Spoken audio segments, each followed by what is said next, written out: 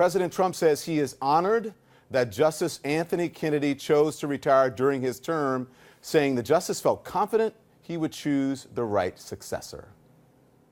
Justice Anthony Kennedy, a very special guy, also just announced a little while ago his retirement from the United States Supreme Court.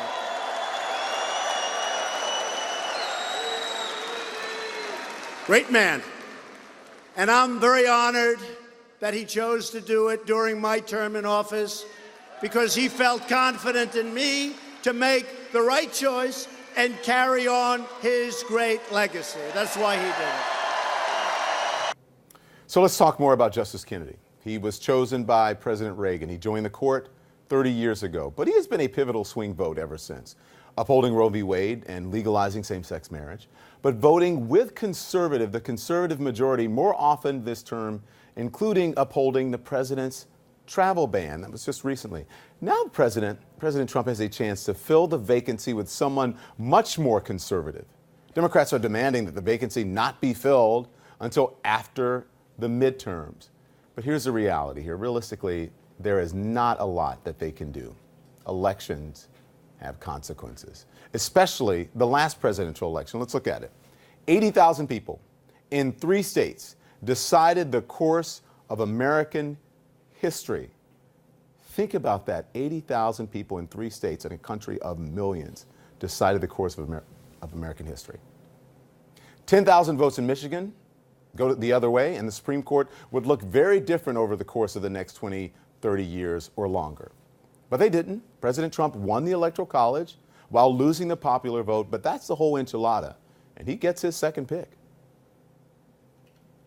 We have a very excellent list of great talented, highly educated, highly intelligent, hopefully tremendous people. I think the list is very outstanding.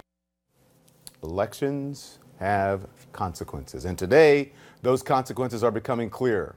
What the Supreme Court does will change this country for years and years and years to come, and it's already begun.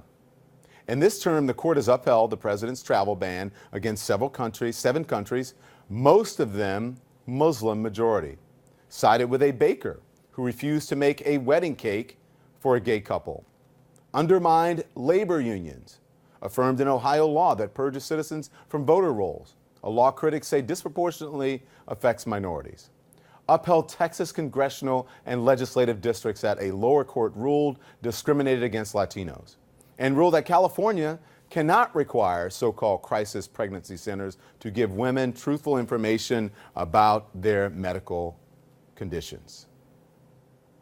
Elections have consequences. So what can we expect if President Trump gets another conservative justice on the court? Roe v. Wade is at risk. There will likely be more cases of business owners claiming religious freedom to refuse to serve gay people. The court could be more likely to reject challenges to the death penalty. And campus affirmative action programs could be on the chopping block. That may very well be where America is headed right now.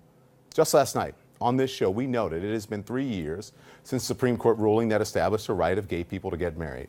Little did we know how much things could change now that the man who wrote that opinion is stepping down, leaving his replacement in the hands of President Trump.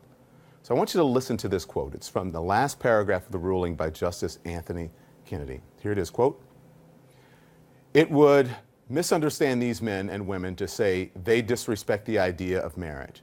Their plea is that they do respect it so deeply that they seek to find its fulfillment for themselves. Their hope is not to be condemned to live in loneliness, excluded from one of civilization's oldest institutions. They ask for equal dignity in the eyes of the law. The Constitution grants them that right."